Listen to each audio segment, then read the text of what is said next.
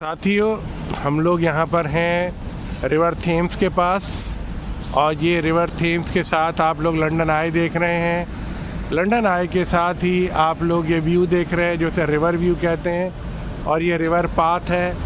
ये पैदल चलने वालों के लिए और थोड़ा साथ में आप लोग जब नोटिस करेंगे कि साइकिलें गुजर रही हैं, ये साइकिल का पाथ है और साइकिल रिक्शा भी चल रही है, साइकिल का पाथ है पूरा। और उसके बराबर मोटरसाइकिल का पाथ है, उसके बराबर में कार है।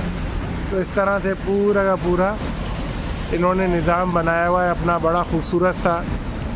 और साथ ही ये बोट रेस्टोरेंट्स हैं यहाँ पर लंदन में। ये बोट रेस्टोरेंट्स आप देख रहे हैं किस तरह से लोग, अभी रात के टाइम और भी समा मुख्तलिफ हो जाएगा। मैं ये तो नहीं कहूँगा कि रश हो जाएगा, लेकिन मैं इतना ज़रूर कहूँगा कि समा बहुत ज़्यादा मुख्तलिफ हो जाने वाला है रात के टाइम पर।